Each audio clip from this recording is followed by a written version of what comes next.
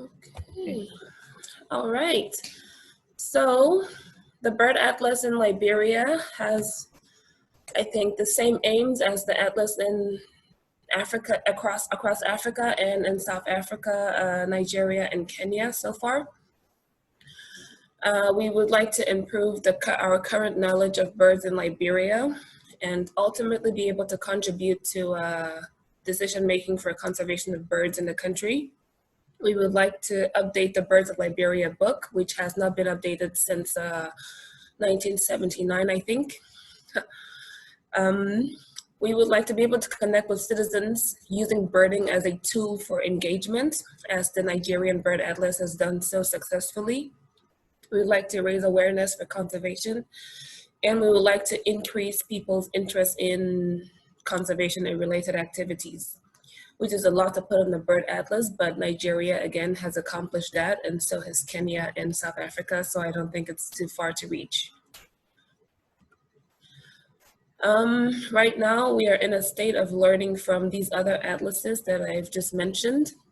We would like to understand what our ideal target group is, what our available resources are, what we would like to establish a schedule for engaging people that is regular, so that they know they can rely on the atlas to provide content for them, if that's the right word. Sorry, I'm a bit hoarse. Yes, we would like to establish a means of supporting clubs as they form and start to record effort across Liberia on a more fixed basis. So far, the Liberian Bird Atlas has 130 full protocol cards in 45 pentads.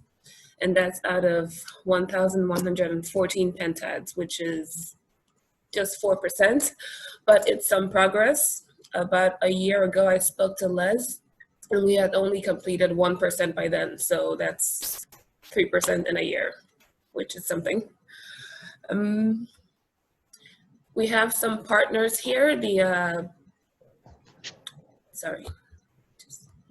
We have the Society for Conservation of Nature in Liberia, who is the local BirdLife partner. We have their support. They were with us in November for the launch that I will talk about later on. We have some partnerships. We have received some donations through Dr. Ulf, very generously, from Scandinav Consult AB and BirdLife's Fairy J. We are very engaged with the Bird Laser app for getting data to the Bird Atlas. I don't think anybody here is trained to collect data without the Bird Laser app, so they're a huge contributor of ours in that way. The Forestry Training Institute has made it very clear they would like to be partnered with us going forward to contribute to the Bird Atlas and build it. Fauna and Flora International was one of the partners again at the launch. They were very supportive, and they still are. And Ideal Wild has produced a small donation, a small grant that I will talk about later. Sorry. So far, we have some challenges that I've grouped into 4 major groups: capacity, resource, organizational, and technical. In terms of capacity, we don't have a fixed center for building capacity of birders in Liberia. Like Nigeria has Ablori, I think. Sorry, is everything okay? Yes, okay, good. Nigeria has Ablori, Kenya has the museum, and several other organizations that are dedicated to building capacity for birders in their country. And South Africa has the University of Cape Town and the Fitzpatrick Institute and many other such organizations that are providing some kind of a training mechanism. We don't have that in Liberia, so that's that's one of our biggest challenges here. We have insufficient personnel to monitor bird clubs as they form. So if there's a bird club, it would be up to me or about 3 other people to monitor them constantly, talk with them, encourage them, and that is actually a lot of work if we're looking to form any more than 4 clubs, which we are. We, in terms of resources, we are lacking in a way of getting around.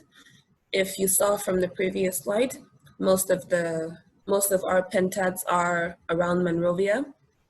I think definitely about 2/3 of them are around the Monrovia area.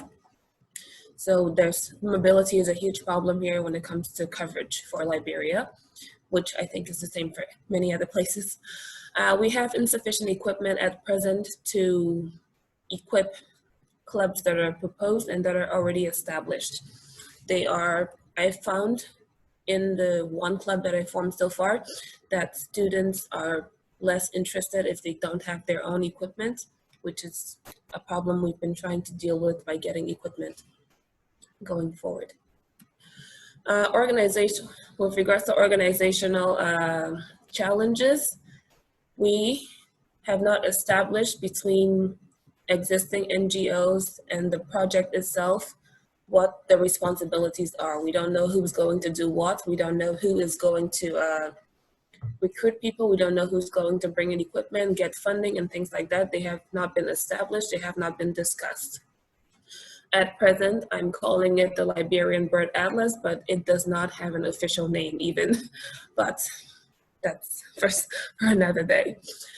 Communication is also difficult because we had not until very recently established a platform, so we don't have all of our atlasers in one place that we can address them and give out news or get updates on what's going on with their atlasing, except by looking at the app, which is a bit impersonal. But by looking at the bird map platform, which is a bit impersonal.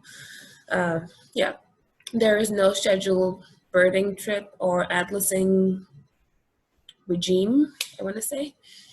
Yeah, and that's one of the challenges. With regards to technical challenges, there are competing apps.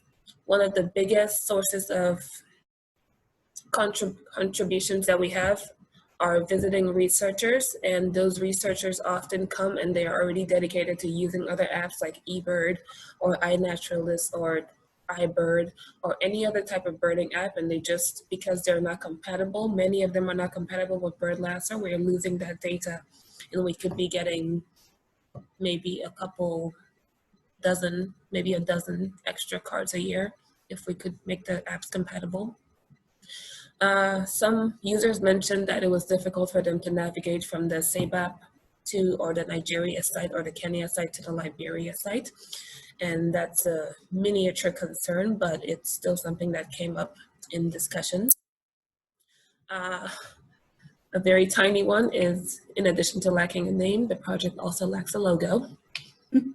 Sorry, I just had to say it. I'm sorry?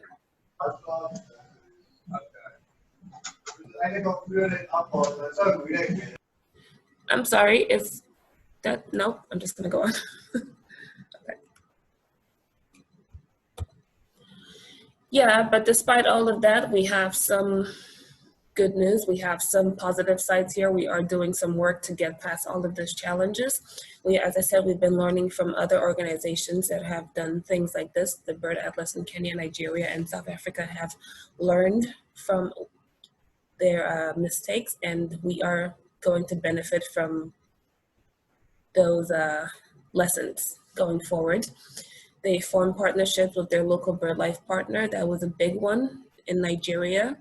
Just being in contact with them and having their support was a huge push for the project. The other projects found more unorthodox ways of engaging with their atlasers, which was very helpful when you can't engage with everybody in the classroom or in the training arena, or you just have to find a way. So that was something else. There are many indirect benefits of associating with NGOs, and we are trying to get some of those going for us. So far, we have access to the staff of SCNL, the local BirdLife partner, who monitor IBAs on a yearly basis across Liberia. If we can engage them to start using the app, they would be at least 10 extra observers. Completely forgot, oh, I should have been in there, but we currently have 10 observers in Liberia. that submitted the 130 cards. The Sapo Conservation Center was supposed to be the Liberian equivalent of EPLORI to provide training in conservation for various students and conservation professionals like rangers across Liberia, but so far the Sapo Conservation Center is quite remote, and they have not started giving out rolling courses, and they're not giving out training in birding or bird watching right now. As a result, they have not been available to meet the needs of the Bird Atlas. However, going forward, that may change as we're engaging with them to try and make it get such a course going.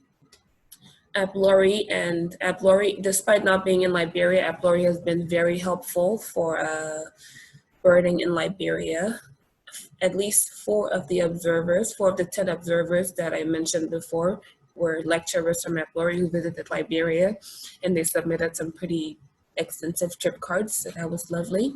There are 4 Liberians that have visited EPLORI and returned to Liberia, and they're also very helpful towards the Bird Atlas. As I mentioned before, visiting researchers, if we find a way to engage with them, they would be a very useful resource. And there are a lot of expat birders who, if we can provide a means of making the apps that they use compatible with BirdLasser, it would be beneficial for us. And of course, partnerships that can be formed with other Bird Atlas projects such as ABAP and Nigerian Bird Atlas Project, South African Bird Atlas Project, and Kenya Bird Map going forward. So far, we have formed 1 club. The Fendel Bird Club was formed in February 2019. The Fendel Bird Club was formed in February 2019. The Liberian Bird Atlas was officially launched in November 2019, just last year. And at that launch, we engaged with some students at the Forestry Training Institute who would form the first tentative bird club, the first tentative bird club at FTI.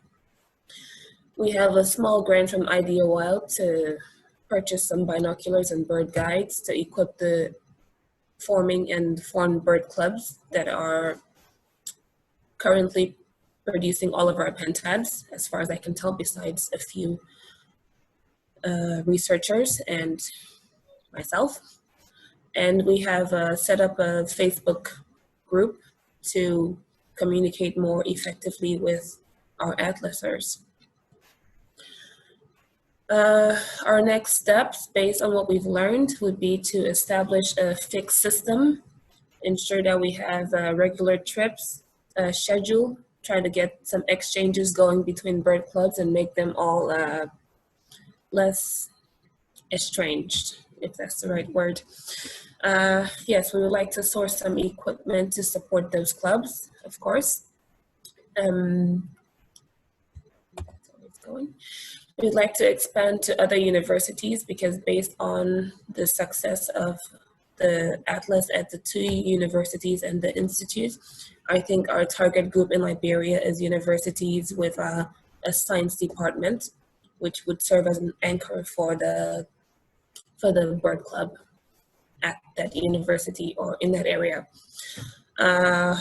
This is a short list of the universities that we're thinking about.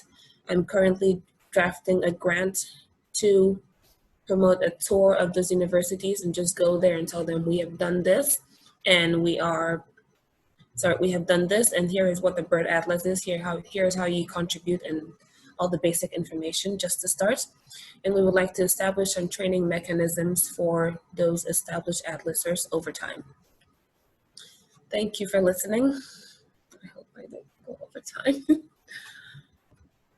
Thank you.